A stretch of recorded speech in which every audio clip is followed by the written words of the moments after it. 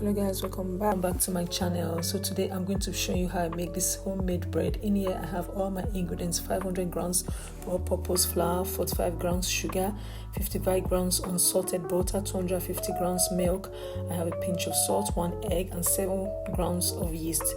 So now I'm going to add some of the sugar to my yeast. This will help fasten the fermentation process of the yeast. I'm going to add some warm milk into this, and I'll leave for like 3 to 5 minutes for it to ferment. And here I'm going to add the rest of my milk to my bowl, and I'm going to add 1 egg to this. Now I'm adding my sugar, the rest of the sugar. I'm going to add now the yeast. As you can see, it has fermented. I'm adding my yeast.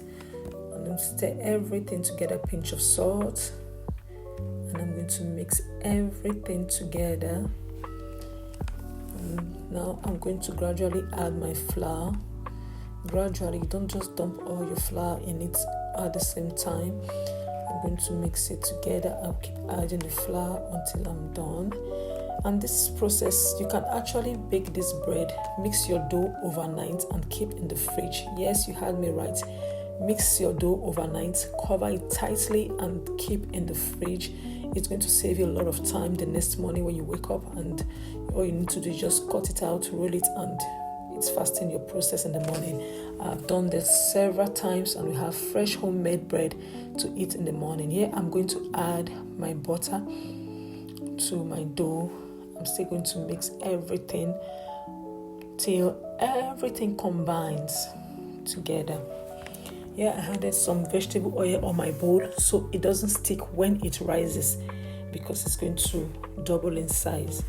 So I'm going to flip it and cover it tightly with my film, my plastic film, and leave it for like an hour, 30 minutes, depends on how warm your kitchen is. You can see it's well sealed. This is how I put it in the fridge, and the next morning it comes out nice. You can try that. So now after an hour, this is what we have. So now I'm just going to roll out my dough. Just dust my table with some flour. I'm going to roll it out. As you can see, I'm rolling it out on the square or rectangular shape, not on the round shape this time. So now I'm going to apply some butter, soft butter, and I'm going to just apply it on my bread sheet. In here I have some dried fruit, so I'm going to sprinkle some on it. And as you can see, you can sprinkle as much as you can, as much as you like. If you want more or you want less, so I'll just sprinkle it around. And now I'm going to just start rolling my bread dough. I'm rolling it gently because now it's very soft, so you have to make sure you roll gently to avoid it cracking up. So now I'm done with my rolling. Just fold everything in. I'm done. So I'm just going to share it from the middle into 2. As you can see, this is what I'm doing. Look at it. Then I'll start folding from one end. I just keep rolling. I keep rolling. And this is how I'm rolling just till I'm done. You can see I roll.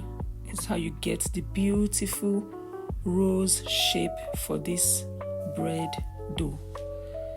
See how beautiful it turns out. So now I'm going to place it on my pan, already prepared pan with my parchment paper. So now I'm going to leave for like 30 minutes for it to just rise a little bit. So I'm going to cover in a warm place and leave for like 30 minutes while my oven is preheated to 180 degrees centigrade. So now I'm going to just brush with some, this is just egg yolk. I didn't use the egg white, I just used only the egg yolk. This will help it have this brown and crusty texture. So now I'll just keep brushing, and here you can see it's so beautiful. And I bake for like 30 minutes in 180 degrees centigrade. You can see it's so beautiful. So let me know if you'll be trying this, and don't forget to subscribe, share, and like my videos. You see how beautiful it turns out. Thanks for watching, guys.